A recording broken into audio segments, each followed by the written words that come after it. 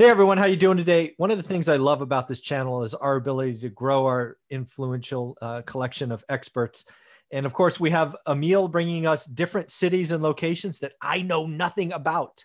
So let's welcome him to the show and see what city he brought us today. How you doing, buddy? I'm great. Good morning, Michael. Good morning. So, what city are we talking about today? Today we got good old Kansas City, Missouri on deck. Wow, Kansas City was that Mahomes' team, right? He won the. Oh no, he lost the Super Bowl. Brady beat him this year. He was, I guess, he won the last one. So, good old That's Kansas right. City, Patrick Mahomes. There you go. Almost had a back-to-back. But, Almost had it back. Well, he got there. He got there twice. Dan that's Marino right. only got there Yeah. once. So, hey. Yeah, Kansas City has a bright future. I'm sure everyone who lives there is a fan of their team. Bright Yeah. future. So Yeah, absolutely. Yeah. Tom Brady's not going to play football forever. he might, man. The guy is like he is beating Father Time. That's right. He's beating Father Time. It's crazy. Yeah.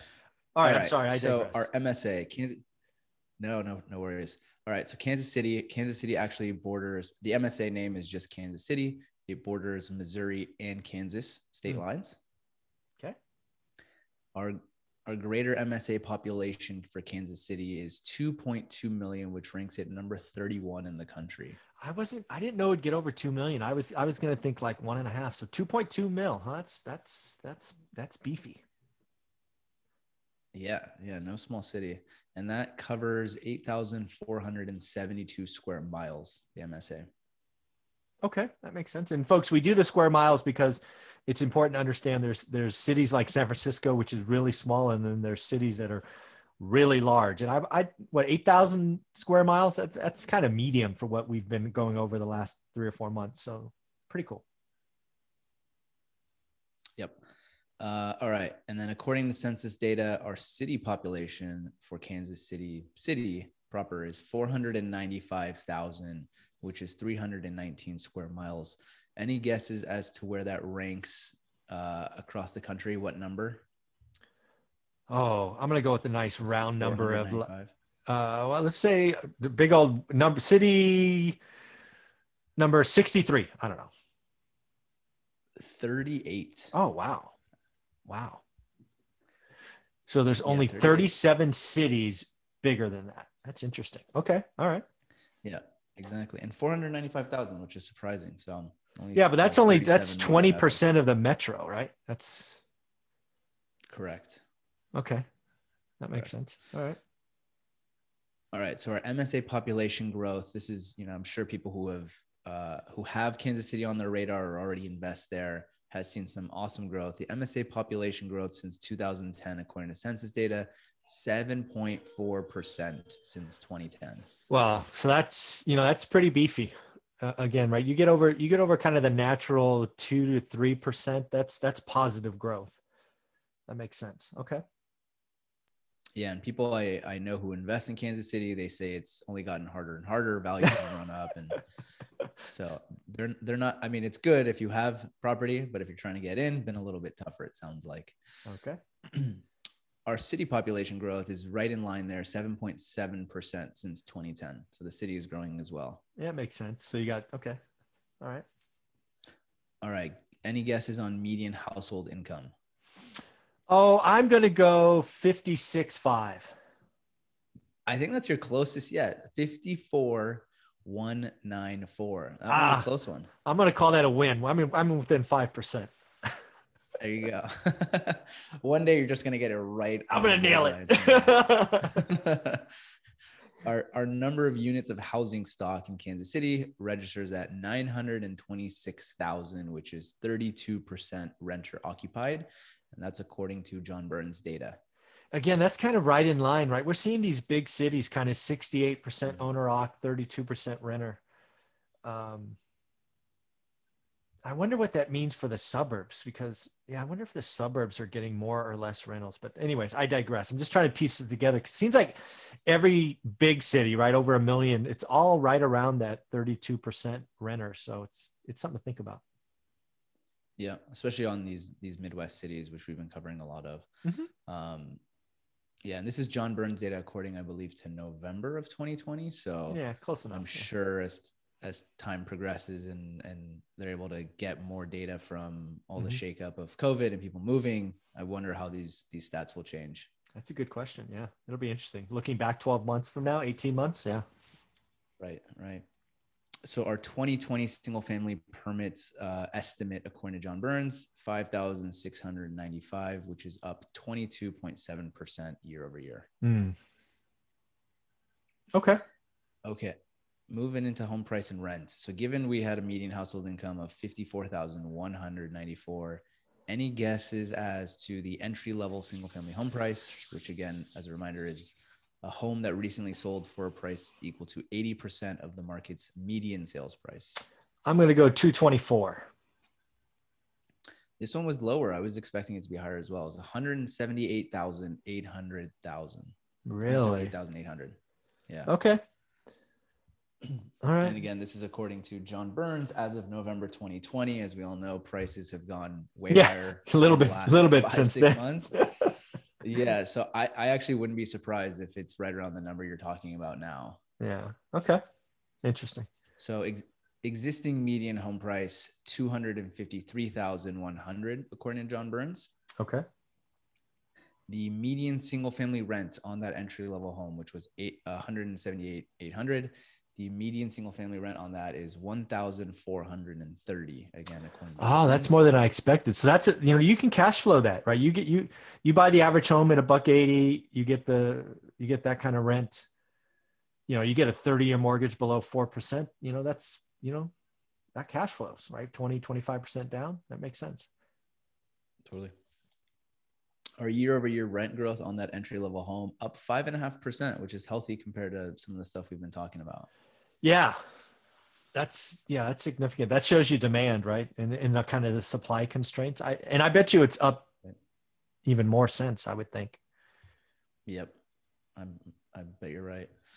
Our single family gross yield, according to John Burns, 8.2%.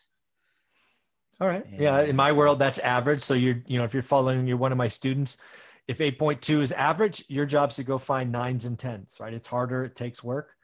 But that's the whole beauty of knowing what average is. It kind of unlocks the riddle, if you will. Yeah, there you go. And then the home occupancy rate, according to John Burns, 93.5%. Okay. Yeah. All right. Moving into our employment stats. So the largest employment sectors in Kansas City are education and health services, professional and business services, retail, trade, and manufacturing and construction. Interesting. Okay. Pretty diverse. Makes sense. Yeah, pretty diverse. The major companies with headquarters in Kansas City include American Century Investments, Commerce Bank Shares, Dairy Farmers of America, Garmin, Hallmark Cards, Interstate Bakeries, which is the maker of Twinkies and Wonder Bread. Twinkies, baby. Yes. There you go. Sprint Nextel, and one of the largest freight shipping companies in the world, which is named YRC Worldwide. Interesting. Okay. All right. So some decent companies, been there a long time. I got to imagine these companies been headquartered there for decades, hundreds of years in some cases, I'm sure. Yep. Ford and GM actually both have large manufacturing and assembly facilities in the Kansas City metro area. Makes sense. And Sanofi Aventis has one of the largest drug manufacturing plants in the U.S. in South Kansas City. I did not know that. Yeah. And then some companies that people are probably more familiar with. So companies in Kansas City that recently created new jobs include Amazon Flex, CarMax, Hostess, U.S. Department of Agriculture, and Zillow Home Loans. So some more recognizable names creating jobs in Kansas City. It's a growing community. Again, we got that from population, jobs, diverse. It might be one of those cities that win because of millennials, right? Again, we've talked about this a bunch. I think millennials are going to pick winners and losers as far as cities go, metros. And it, one guy's opinion knows nothing about Kansas City except for the last 5 minutes. It might be one of those cities that wins. Yeah. I actually have a friend who lived in LA for a while, and then he kind of bounced around, and now this is just an anecdote. So take it with a grain of salt. He's in Kansas City now. He lives in the downtown area. he loves it. He's probably the same age as me, like early 30s. He loves it. And especially if someone coming from a coastal city, high cost of living, to like give praise to another city in the Midwest. I think that was awesome. So that maybe some high praise for Kansas City. Yeah, I do. I really think I don't know what the number will be. It'll be half a dozen to a dozen cities that 5 to 10 years from now are transitioned because millennials picked it as a winner. And equally, there'll be there'll be half a dozen to a dozen cities that lose because, I don't know, they didn't offer internet or, the co-working spaces. Who knows what it's going to be? Right. But yeah, the millennials need to be given some respect. They're going to pick some winners and losers, in my opinion. Totally. All right. Our rental and real estate market stats. So according to Zillow, home values in Kansas City have grown by 51% over the last 5 years. Oh my God. 51% in 5 years. Man, I'd like to have some 30-year fixed rate debt on those. Jesus, that'd be good living. God. And that's only as of November 2020 when we pulled that data. So right. I'm sure it's only higher. So wow, pretty wild. And so according to Zillow, home values in Kansas City have increased 10.8% year over year and are forecasted to grow another 11% in the next 12 months. Again, according to Zillow. Again, I go back to, I think, well, they're not saying it, but to me, it feels like millennials are going there. Just the things we're talking about just feels like it's one of those cities. Yeah. Yep. Now moving to realtor.com data, of the 217 neighborhoods in Kansas City, Second Creek is the most expensive with a median listing price of $410,000. Wow. And I think that's the lowest, most expensive, if that makes sense. Because usually they're above 500. Right. And especially for Kansas City where, we saw the existing median is like 250. Yeah. Realtor.com, I sometimes I feel like if the day you go on there, you get like different data reports. So again, take this with a grain of salt, but at least knowing that Second Creek seems to be the more expensive part of town, one of the more expensive parts. And then just think about that for $440. I mean, you could live in the nicest part of town, right? That's interesting. Okay. Sorry. Yeah, no, all good. So most affordable. So on the flip side, you have Blue Hills, where the median price of a home is $73,000, according to realtor.com. Interesting. Wow. I'd be looking there. What, tell me the story about Blue Hills. That'd be something I'd go poke at a little bit. Yeah. Again, folks, I don't know Kansas City. For all I know, that part of town's burned down, but it'd be worth a search. Yes. Yeah, definitely. All right. Quality of life are fun, random, nonsensical stats at the end. I like these. So these are fun. So Forbes ranks Kansas City as one of the best places for business and careers, job growth, and education in the U.S. with a cost of living 3% below the national average. I'm going back to millennials, man. I'm sensing a trend. Here's something I think everyone will appreciate. Kansas City is one of the least congested metro areas in the U.S. and has one of the shortest commute times. That's hilarious. Isn't that crazy? Coming from California, that's hilarious. I know everyone who lives in Southern or Northern California's ears just perked up. It's like, whoo! Yeah. And so I had heard Kansas City was called the Paris of the Plains, but I had no idea why. It is because Kansas City has more boulevards than any city in the world except Paris. So that's how they earned the nickname Paris of the Plains. Did not know that. Yeah. So fun fact of the day. Hey, go win some money on a bet. All right. That's all I got for you. Very cool, man. This is always fun.